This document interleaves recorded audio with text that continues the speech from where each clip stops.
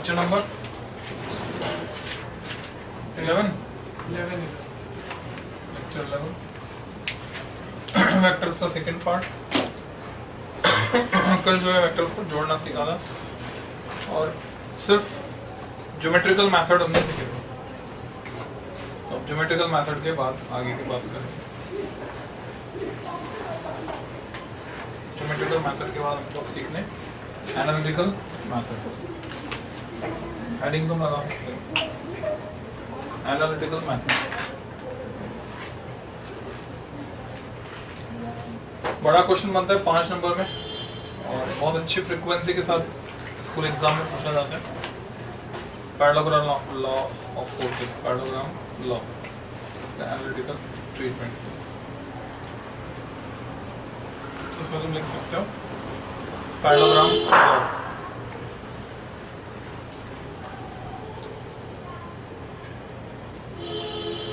Statement तो इसका वही है जो पहले पढ़ा था तुमने। सीधे हम डायग्राम बनाएंगे, इसको प्रूव करना है। सबहेडिंग लगाओगे, ऐसे लिखोगे टू प्रूव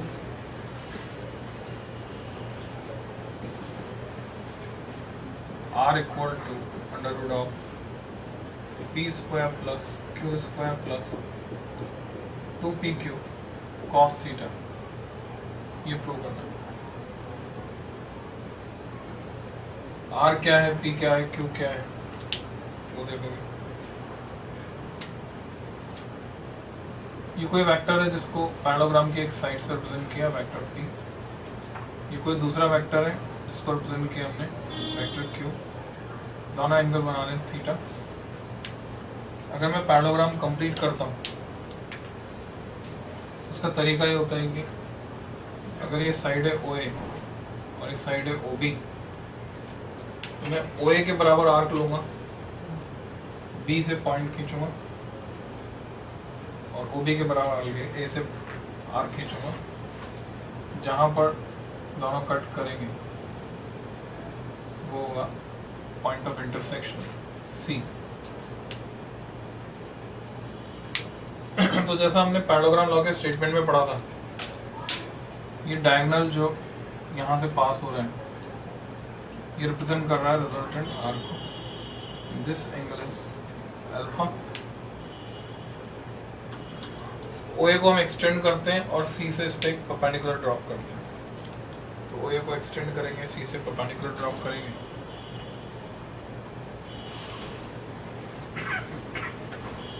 परपेंडिकुलर का फुट जिस पॉइंट पर मिल रहा है उसको दिखाएंगे N से।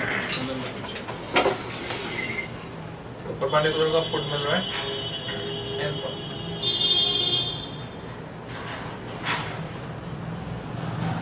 अब क्योंकि ये एंगल थीटा है तो कॉरस्पॉन्डिंग एंगल ये भी होगा theta.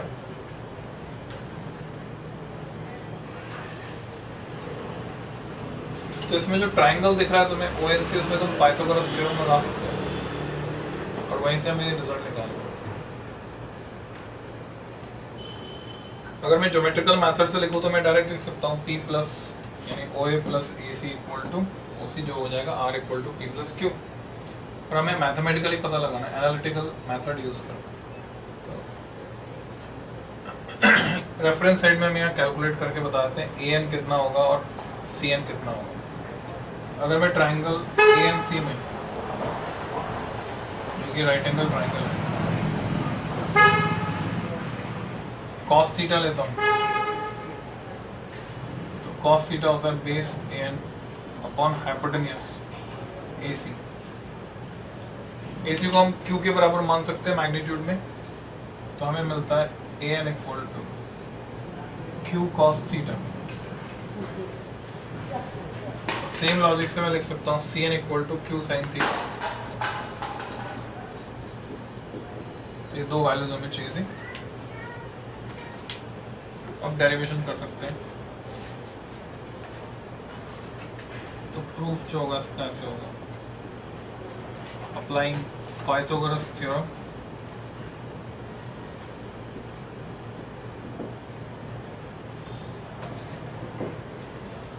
In triangle ONC triangle ONC में बेस का स्क्वायर प्लस परपेंडिकुलर का स्क्वायर इक्वल टू हाइपोटेन्यूज का स्क्वायर। ON को मैं ब्रेक करके लिख सकता हूँ P plus Q cos theta, AN की value P plus Q cos theta का स्क्वायर। NC को मैं लिख सकता हूँ CN के बराबर Q sin थीटा का स्क्वायर, यानी Q square sine square theta मिलेगा इक्वल टू OC को लिख सकता हूँ R स्क्वायर। तो जब ब्रैकेट ओपन करता हूँ मुझे मिलता है R square equal to P square plus Q square cos square theta plus Q square sine square theta. और यहाँ से Q स्क्वायर कॉमन लेने के बाद sine square theta plus cos square theta 1 हो जाएगा, तो हमें मिलेगा R equal to under root of P square plus Q square. इसमें एक टर्म मिसिंग है, A प्लस B के और स्क्वायर के फॉर्मूले से खोलेंगे तो आएगा 2PQ cos theta P square plus Q square plus 2PQ cos theta. ये तो हो गया मैग्नीट्यूड। और जब भी कोई वेक्टर क्वांटिटी हम पता करते हैं तो हमें ध्यान रखना होता है खाली मैग्नीट्यूड से काम नहीं चलेगा, मैग्नीट्यूड के साथ साथ हमें डायरेक्शन भी निकालनी होगी। मैग्नीट्यूड और डायरेक्शन दोनों पता करनी है। तो डायरेक्शन पता करने के लिए वो जो अल्फा एंगल बनाया है उससे हम डायरेक्शन स्पेसिफाई कर सकते हैं। तो तुम लिख सकते हो आल्सो tan अल्फा अगर मैं पता करता हूँ तो वो होगा perpendicular CN upon base ON। CN की जगह मैं लिख सकता हूँ Q sin थीटा, और ये जो ON है इसको ब्रेक करके OA प्लस AN इसको लिख सकते हैं P plus Q cos theta. ध्यान जो रखने वाली बात है वो ये कि ये जो एंगल अल्फा है वो P के साथ है। अगर तुमसे Q के साथ एंगल पूछे तो थीटा माइनस दिस एंगल हो जाएगा। तो तुम ये लिख सकते हो स्टेटमेंट में resultant will make an angle alpha equal to tan inverse Q sin theta upon P plus Q cos theta. Resultant will make an angle alpha equal to tan inverse Q sin theta upon P plus Q cos theta with direction of P. With direction of P.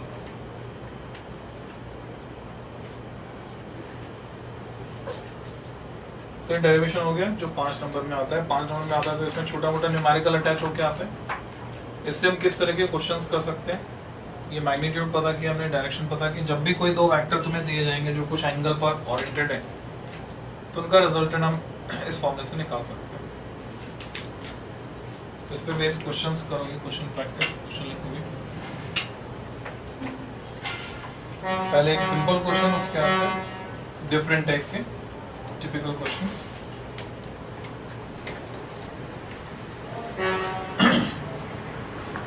देखोगे two velocity vectors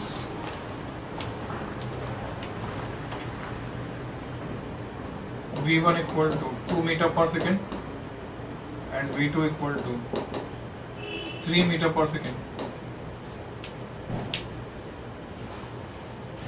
are oriented at an angle first theta equal to 0 degree, second theta equal to 45 degree, third theta equal to 60 degree, fourth theta equal to 90 degree, fifth theta equal to 180 degree. ये different situation, अलग अलग angles पर ये oriented है। Then find their resultant. हमें resultant पता है इस फॉर्मूले से।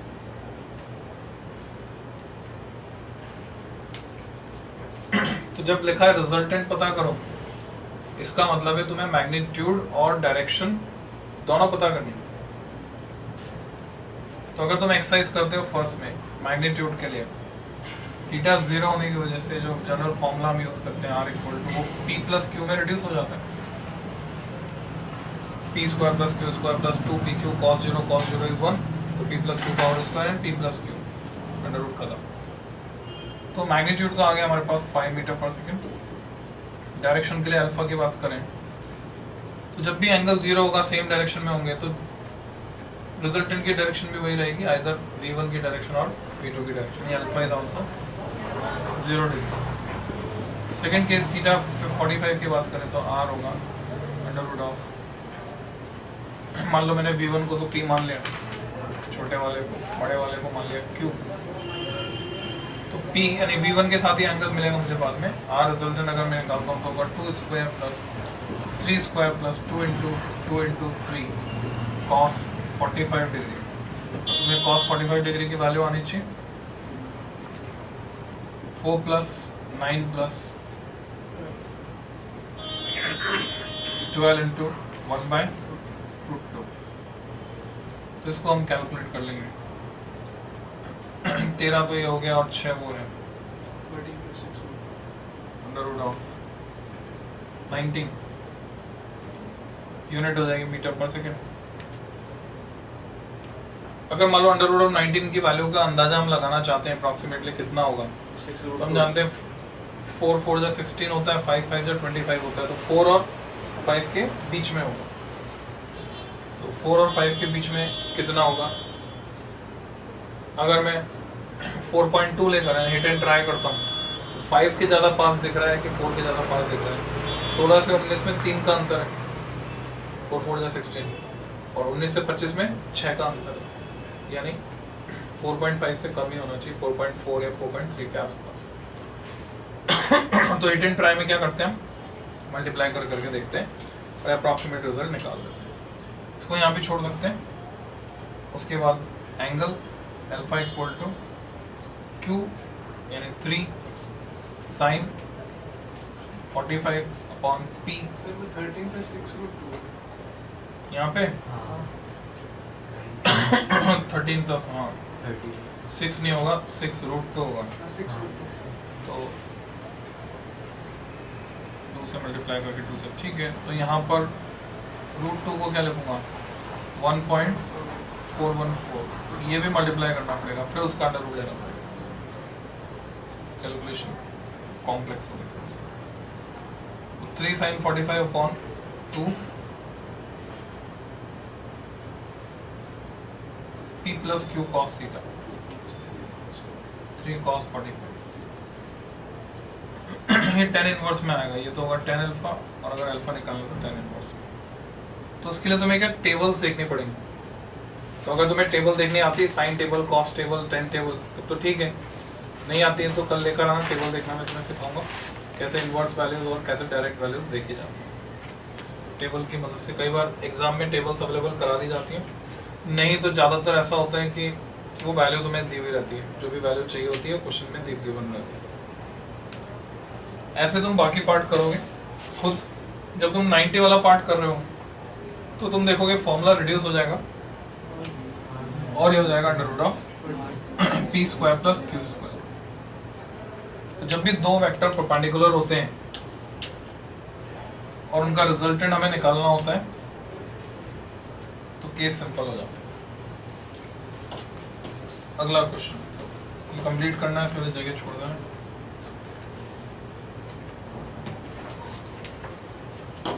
तुमसे पूछते हैं, पहले तो कंसेप्चुअल क्वेश्चन पूछता हूँ। तुमसे पूछा जाता है कि मिनिमम कितने वेक्टर्स चाहिए कि रिजल्टेंट 0 हो जाए। तो अगर कोई कंडीशन नहीं है तो दो वेक्टर दोनों इक्वल और अपोजिट। फिर तुमसे पूछते हैं कि अगर वेक्टर्स जो हैं वो अनइक्वल हैं तो मिनिमम नंबर ऑफ कितने अनइक्वल वेक्टर्स चाहिए कि रिजल्टेंट 0 हो जाए।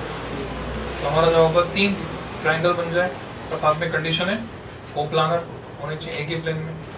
फिर तुमसे पूछते हैं कि अगर कोप्लानर नहीं है, मिनिमम नंबर ऑफ कितने वेक्टर्स चाहिए जो कि कोप्लानर नहीं है कि रिजल्टेंट 0 हो जाए।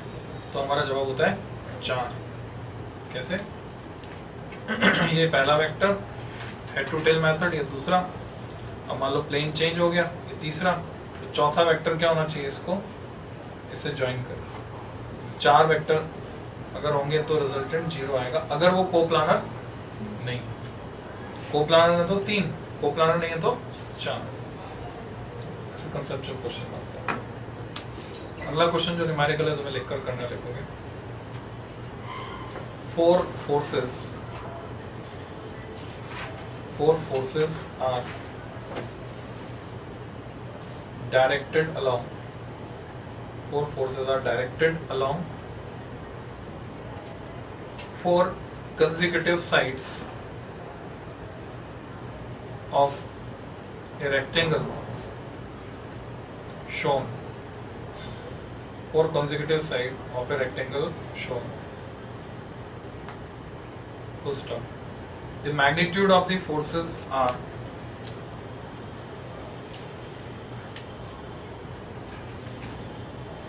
1, 2, 3, 4 Newton respectively.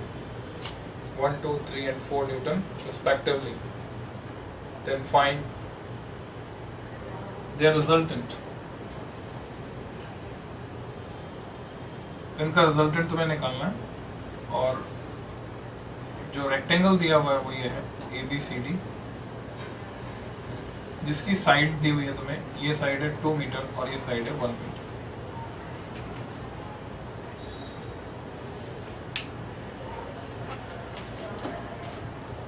तो ये क्वेश्चन तुम्हें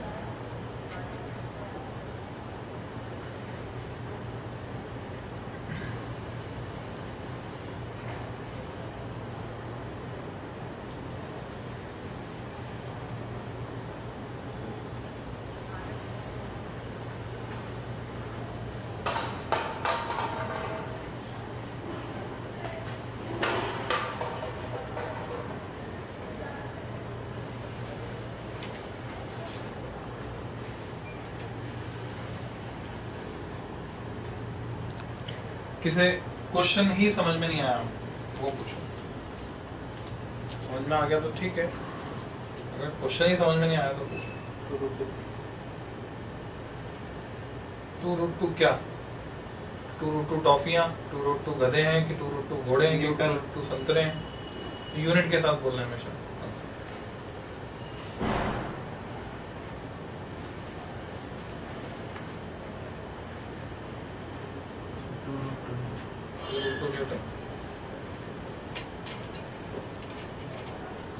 अप्रोच हमारी ये होगी, पहले तो हमें ये समझना होगा, कई बार न्यूमेरिकल में जो डेटा दिया होता है सारा काम में आएगा ऐसा कोई कंपल्शन नहीं है।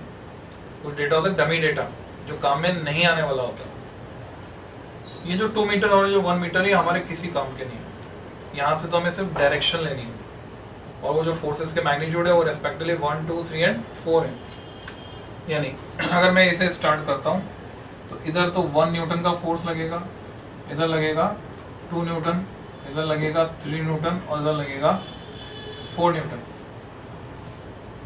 तो रिजल्टेंट निकालने के लिए मैं कोऑर्डिनेट एक्सिस लेता हूँ और सारे फोर्सेस को अप्लाई करता हूँ इस तरह से कि इस डायरेक्शन में, मतलब इस पॉइंट पर लग रहा है तो इस डायरेक्शन में जो लग रहा है वो फोर्स, तो सारे फोर्स एक ही पॉइंट पर लग रहे हैं, तभी हमें रिजल्टेंट निकालना है।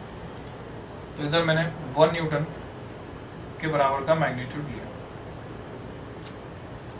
इस डायरेक्शन में B से C, डायरेक्शन B से C ऊपर की तरफ 2 न्यूटन का मैग्नीट्यूड लिया।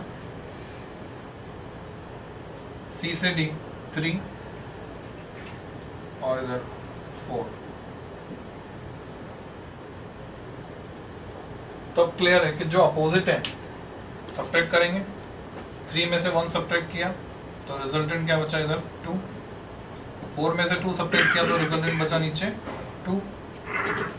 अगर तुम कहते हो खाली 2√2, ठीक है, मैग्नीट्यूड तुमने निकाला विच इज 2√2, पर तुम्हें एंगल भी बताना पड़ेगा, और एंगल किसके साथ बताना पड़ेगा, वो डायरेक्शन तुम्हें मेंशन करनी पड़ेगी। अगर हम बोलते हैं पहला फोर्स जो है 1 न्यूटन का फोर्स, तो 1 न्यूटन का फोर्स इधर है और उसके साथ जो एंगल बन रहा है वो बन रहा है ये वाला, यानी 180 प्लस 45, 180 प्लस 45 का मतलब हो गया 225। छोटा वाला लेते हैं। एंगल को जब भी नापा जाता है उसको नापते हैं एंटी क्लॉकवाइज सेंस। ये पॉजिटिव साइड होती, क्लॉकवाइज जाओगे तो नेगेटिव होती। तो तुम्हारा आंसर जो होगा वो तुम्हें ऐसे लिखना होगा The resultant has magnitude 2 root 2 Newton. Resultant has magnitude 2 root 2 Newton. And it will be directed at an angle of 225 degree with force of 1 Newton. It will be directed at an angle of 225 degree with force of 1 Newton. जो भी बात नहीं समझ में आई पूछो।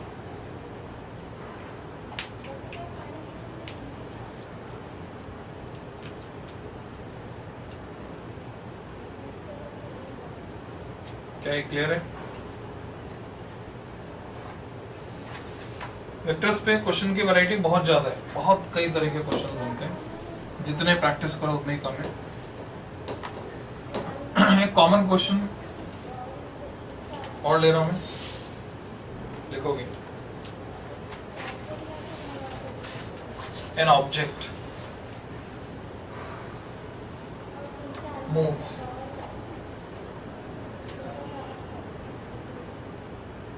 Six metre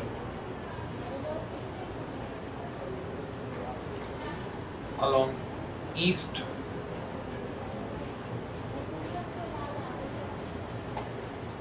then 8 meter along north and then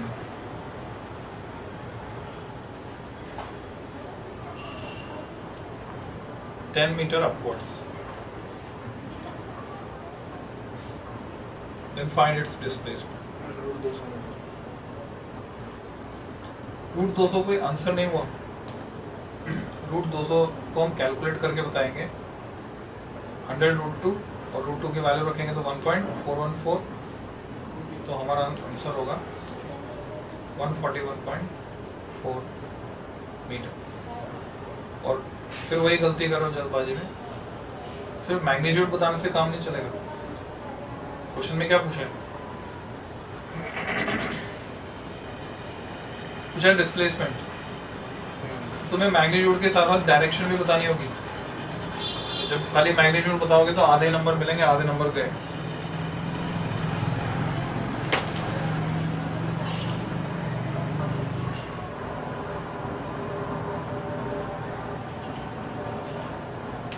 दो तरीके से इसको किया जा सकता है। पहला तरीका, हम जो पेपर पे डायरेक्शन लेते हैं वो ले लेते हैं इधर ईस्ट, इधर नॉर्थ। तुमसे बोला गया कि पहले वो ईस्ट में जा रहा है और वो गया 6 मीटर ईस्ट में, उसके बाद वो नॉर्थ में जा रहा है और वो गया 8 मीटर नॉर्थ में। तो अगर यहाँ से यहाँ तक का डिस्प्लेसमेंट हम निकाल लें डायरेक्ट, तो अभी जो डिस्प्लेसमेंट हुआ है वो उसका हुआ है, इन दोनों का रिजल्टेंट 10 मीटर। पाइथागोरस थ्योरम से रिजल्ट मिल जाता है हमको, √6 square plus 8 square 36 plus 64 √100 that is 10 meter. फिर तुमसे बोलते हैं कि वो ऊपर गया 10 मीटर। ऊपर 10 मीटर को हम ऐसे दिखा सकते हैं कि इस डायरेक्शन के परपेंडिकुलर, क्योंकि ऊपर जाएगा ना, जैसे ये और वो डायरेक्शन, तो ऊपर वाली डायरेक्शन ये हो जाएगी, तो उसको हम ऐसे दिखाएंगे इसके perpendicular 90 degree 10 meter. This angle will be 90 degree. तो अब जो तुम्हें रिजल्टेंट निकालना है, तुम चाहे ट्रायंगल लॉ से निकालो या पैरेललोग्राम लॉ से, ट्रायंगल से निकालो तो ये दो वेक्टर और ये इनका रिजल्टेंट। तो रिजल्टेंट मैग्नीट्यूड में तो हमें दिख रहा है क्योंकि 90 डिग्री है ये, फिर इक्वल ये राइट एंगल ट्रायंगल है, तो मैग्नीट्यूड विल बी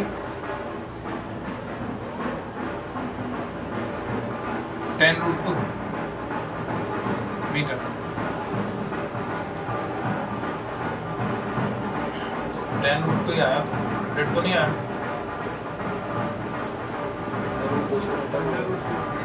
10√2 तो 14.1414 होता है ना।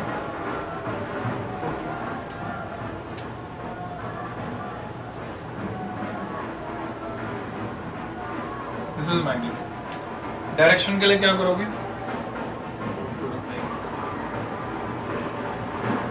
ये ऐसा दिखने में सीधा है तो कुछ एंगल बना रहा होगा, पहले इसका एंगल पहले उसका एंगल ऐसे ले लो, या फिर डायरेक्शन निकालना दूसरे तरीके से ज़्यादा आसान है। इस मेथड में अगर तुम ऐसे कैलकुलेट करते हो तो मैग्नीट्यूड निकालना आसान है, पर डायरेक्शन निकालना इस मेथड में मुश्किल है। डायरेक्शन निकालने के लिए क्या करना पड़ेगा, कोई सीधे सीधे डायरेक्शन एंगल नहीं आएगा इसमें, इसमें यूनिट वेक्टर निकालना पड़ेगा वेक्टर का डायरेक्शन के लिए कि इसकी डायरेक्शन में यूनिट वेक्टर। अब कितनी डायरेक्शन बताइए, कैसे बताइए? डॉट प्रोडक्ट ले लेना आई के किसका? पूरे उससे क्या होगा? cos थीटा डायरेक्शन निकालने के लिए हम क्या करते हैं, x axis y axis z axis ले लेते हैं। तो x axis y axis z axis अगर लिया हमने, मान लो इस डायरेक्शन को हमने ले लिया एक्स, इसको मान लिया वाई, और ये जो ऊपर वाली डायरेक्शन है वो होगी जेड, जिसको मैं ऐसे दिखा रहा हूं। तो ऐसे सिचुएशन में मैं इसको सीधे वेक्टर की फॉर्म में लिख सकता हूँ, जो डिस्प्लेसमेंट होगा एस वेक्टर, इसको भी ऐसे दिखाएं तो अच्छा है। तो ये कितना होगा, एक्स एक्सिस के अलोंग 6 मीटर, तो मैं लिखूंगा 6 आई कैप पॉजिटिव एक्स एक्सिस के अलोंग यूनिट में। फिर दूसरा वाला जो है उसको क्या लिखूंगा, 8 जे कैप, और जो इनके परपेंडिकुलर है वो के डायरेक्शन हो गई, उसको लिखूंगा 10 के कैप। तो अगर मैग्नीट्यूड इसका निकालता हूँ, ये भी आगे सीखेंगे रेजोल्यूशन ऑफ वेक्टर्स में, resolution in 2D, resolution 3D। यहाँ से अगर मैं मैग्नीट्यूड निकालना चाहता हूँ तो under root of 6 square plus 8 square plus 10 square, जो इतना ही आ जाए। और अगर मैं इसकी डायरेक्शन निकालना चाहता हूँ तो मैं एस कैप निकाल सकता हूँ, जो होगा vector S divided by its magnitude, तो वो हो जाएगा 6i plus 8j plus 10k upon 14.14 इसका मैग्नीट्यूड। तो ऊपर 2 कॉमन आ रहा है और नीचे 2 कट जाएगा, 3i plus 4j plus 5k divided by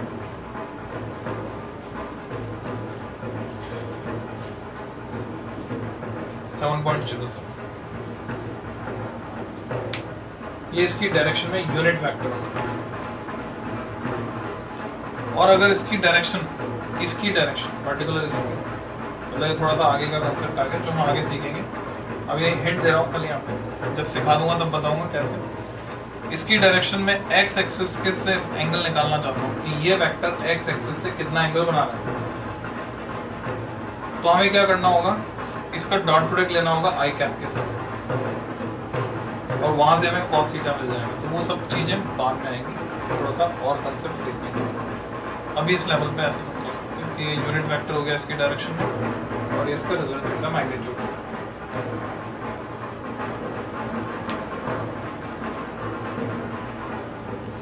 direction वाले क्वेश्चंस में ऐसे भी क्वेश्चंस आते हैं, जैसे झंडे की बात की जाती है कुछ क्वेश्चन में कि जो झंडा है वो लहरा रहा है, फ्लैग फ्लटर्स। तो बाकी सब तो सिंपल होता है, बस ये समझने की बात होती है कि झंडा लहराएगा किधर। अगर हवा चलेगी ईस्ट टू वेस्ट तो झंडा किधर जाएगा, टूवर्ड्स वेस्ट।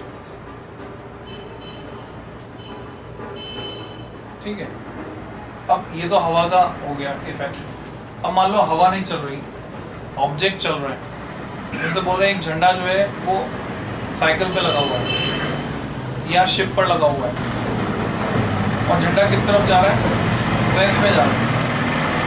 तो शिप किधर जा रहा है, शिप ईस्ट में जा रहा है। और तुम्हें झंडे से क्या लेनी है, डायरेक्शन लेनी है। तो झंडे की डायरेक्शन के उल्टी डायरेक्शन आएगी, तुम्हें तो शिप की वेलोसिटी देखनी है, या साइकिल पे लगाओ तो साइकिल की वेलोसिटी देखनी है, तो साइकिल की या शिप की वेलोसिटी देखनी है तो जस्ट अपोजिट आएगी। तो ये समझने की बात होती है। तो एक क्वेश्चन भी है तुम्हारे एनसीईआरटी में है, और एग्जाम्पल है, एग्जाम्पल का एक्सरसाइज का क्वेश्चन है। इन्हें हार्बर करके शिप है जो फ्लैग फ्लटर कर रहा है, ऐसे करके क्वेश्चन है। तो उसमें ध्यान ये रखना पड़ेगा झंडा जिधर जा रहा है उसके अपोजिट डायरेक्शन में शिप जा रहा है, ये लॉजिक है। इसमें नदी पार करने वाले क्वेश्चन आते हैं, रेन और ये अम्ब्रेला होल्ड करने वाले क्वेश्चन आते हैं, वो सारे कंसेप्ट्स वेक्टर्स में आते हैं।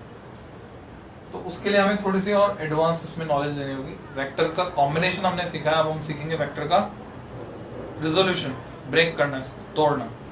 रिजोल्यूशन ब्रेक सीखने से पहले एक और क्वेश्चन, कंसेप्चुअल क्वेश्चन मैं बता रहा हूँ, वो भी नोट कर लो। लिखोगे which of the following pairs of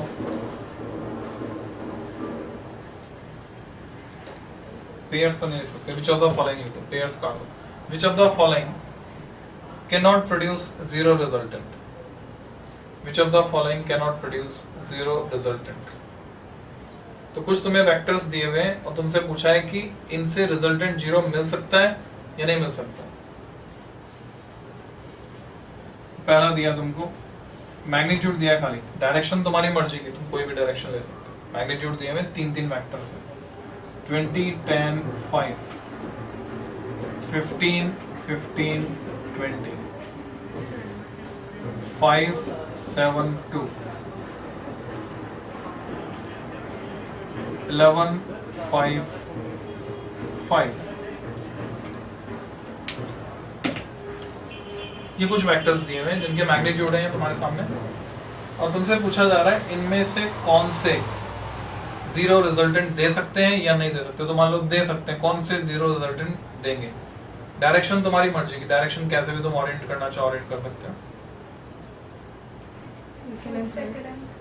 second and third zero resultant देंगे और फर्स्ट और फोर्थ नहीं देगा। तो इसके लिए लॉजिक क्या लगाते हैं, किन्हीं दो का सम और डिफरेंस, ये एक रेंज बन जाती है। कोई से दो का सम या डिफरेंस, वो एक रेंज है। अगर तीसरा उस रेंज में आ रहा है, तो जैसे मैंने 20 और 10 को लिया, या पहले इसको लेते 15 और 15, तो 15 प्लस 15 करता हूँ 30 मैक्सिमम वेक्टर जो मिल जाएगा मेरे को, और जो मिनिमम मिलेगा वो 0।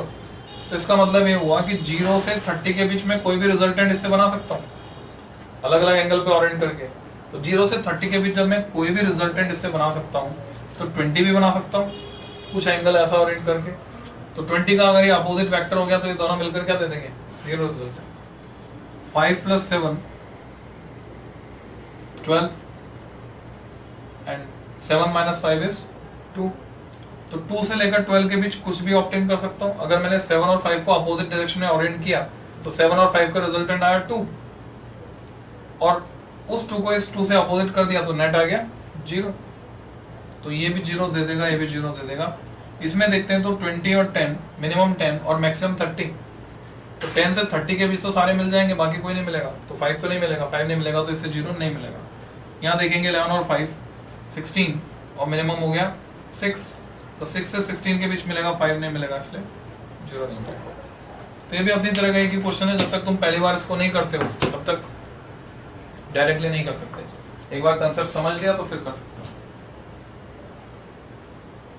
अब बात करते हैं resolution. Resolution in 2D, vector resolution. Heading लगाओगे वेक्टर रिजोल्यूशन।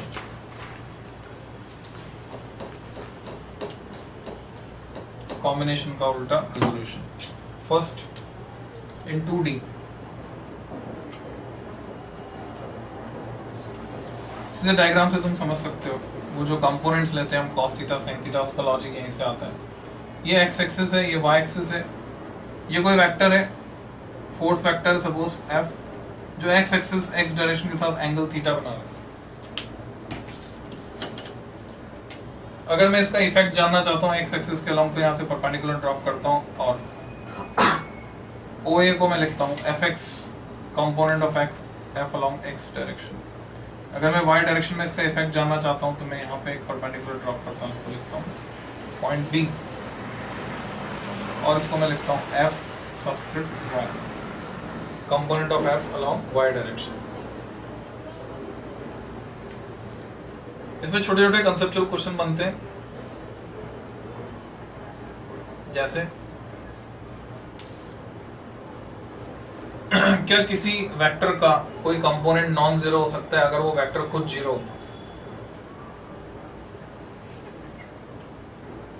अगर ये वेक्टर खुद ही जीरो है तो इसका कोई कंपोनेंट नॉन जीरो होगा नहीं होगा। क्या किसी वेक्टर का कंपोनेंट उस वेक्टर से खुद से बड़ा हो सकता है, ग्रेटर देन दैट वेक्टर? हो सकता है। किसी वेक्टर का कंपोनेंट उस वेक्टर से बड़ा, एग्जांपल बताओ।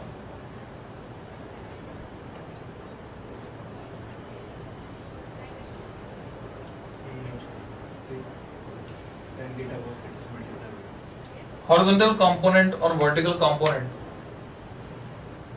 का एक दूसरे पर कोई इफेक्ट नहीं होता।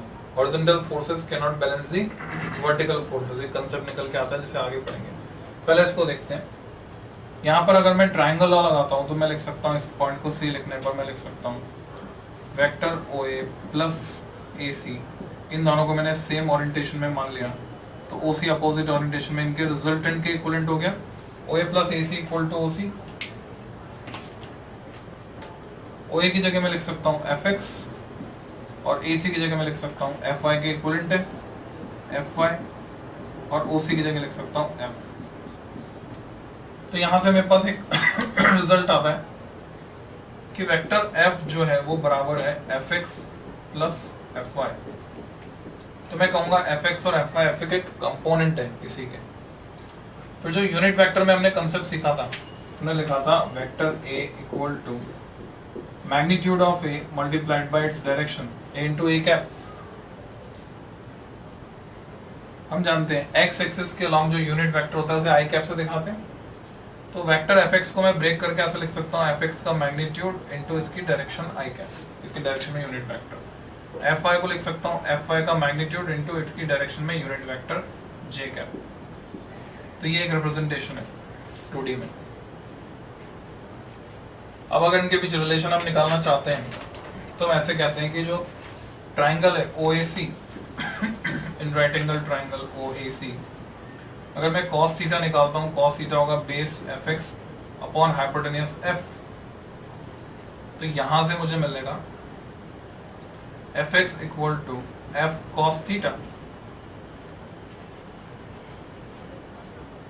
इक्वेशन 1। अगर मैं sin थीटा पता करता हूं आल्सो, तो sin थीटा मुझे इस ट्राइंगल में मिलेगा perpendicular fy upon hypotenuse f। तो यहां से रिजल्ट मिलेगा fy equal to f sin theta. तो दोनों कंपोनेंट्स की वैल्यू हमको मिल गई। तो जब भी हमें वेक्टर रिजोल्यूशन करना होता है 2D में, मान लो ये दो परपेंडिकुलर डायरेक्शन है, दिस एंगल इज 90 डिग्री, और ये कोई वेक्टर है f जो इस डायरेक्शन के साथ एंगल थीटा बना रहा है, तो इधर कंपोनेंट कितना होगा a के अलॉन्ग और b के अलॉन्ग इसका कंपोनेंट कितना होगा। देखो यहाँ 90 तुम्हें दिख नहीं रहा क्योंकि प्लेन डिफरेंट है, बोर्ड के प्लेन में नहीं है 90, वैसा हो सकता है घुमा हुआ। तो a के अलॉन्ग f का कंपोनेंट कितना होगा, f का इफेक्ट a के अलॉन्ग लेंगे तो कितना होगा f cos थीटा, जिधर थीटा बनता है उधर cos थीटा, और b के अलॉन्ग f sin थीटा। पर अगर मैं तुमसे कहूं कि ये क्यूब है, मतलब 2D के केस में मैं 3D कैसे डिफरेंट है ये बताने की कोशिश कर रहा हूं। ये अगर एक क्यूब है, ये ओरिजिन है, ये वेक्टर है f जो इधर एंगल बना रहा है अल्फा, तो इस डायरेक्शन में जो इसका कंपोनेंट होगा वो कितना होगा,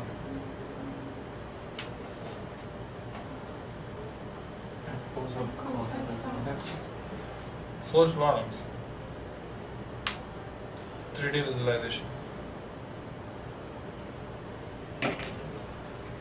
क्वेश्चन में ऐसे घुमाया जाता था।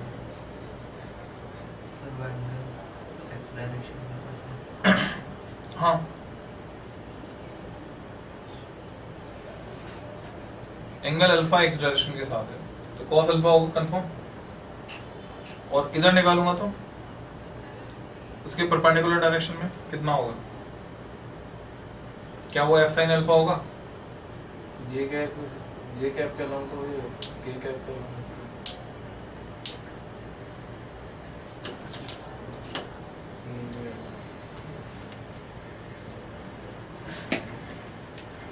ये 3 एक्सिस x y z, ये जा रहा है वेक्टर f। अगर ये एंगल अल्फा है जो कि इस प्लेन में नहीं है, इस प्लेन में नहीं है, ये एंगल अल्फा, क्योंकि इस प्लेन में नहीं है तो अगर ये एंगल अल्फा है तो हम खाली ये बता सकते हैं कि इसका कंपोनेंट इस डायरेक्शन होगा f cos alpha, that is right जो तुमने बोला f cos अल्फा होगा। ये परपेंडिकुलर डायरेक्शन है उसके, पर ये उस प्लेन में नहीं है, तो मैं ये नहीं कह सकता कि इसके along component f sin alpha हो। हाँ, अगर मुझे ये एंगल पता है बीटा तो मैं कह पाऊंगा इधर कंपोनेंट होगा f cos बीटा, और अगर ये एंगल गामा हुआ तो मैं बोलूंगा इधर f cos का। 3D में और 2D में डिफरेंस किस तरह से आ जाता है वो तुम्हें समझना है। ऐसे नहीं कि तुम इधर f cos अल्फा उधर f sin अल्फा हर जगह कर दो, हर जगह नहीं होगा। प्लेन में है तो होगा, प्लेन में नहीं है तो नहीं होगा। जो इक्वेशन 1 और 2 निकाली है हम इसको स्क्वायर करके ऐड कर देते हैं। 1 का स्क्वायर प्लस 2 का स्क्वायर, तो cos square theta plus sin square theta 1 मिलकर हमको रिलेशन मिल जाता है f equal to under root of fx square plus fy square. तो इससे हमें एक फॉर्मूला मिल गया कि जब भी कोई वेक्टर 2D में होगा उसके दो कंपोनेंट्स होंगे, एक i एक j, तो उसका मैग्नीट्यूड अगर तुम्हें निकालना हुआ तो कैसे निकालेंगे, under root of fx square plus fy square, individual दोनों के मैग्नीट्यूड के स्क्वायर का अंडर रूट, स्क्वायर के सम का अंडर रूट। और अगर डायरेक्शन निकालनी होगी जैसे इसकी डायरेक्शन किधर होगी तो मैं रेशियो लूंगा 2/1। अगर इक्वेशन 2 को 1 से डिवाइड किया तो एफ कट गया, sin theta upon cos theta is tan theta, और tan थीटा आएगा fy अपॉन fx, और यहाँ से थीटा आ जाएगा जो कि डायरेक्शन है tan inverse fy upon fx। ऐसे हम डायरेक्शन निकालें।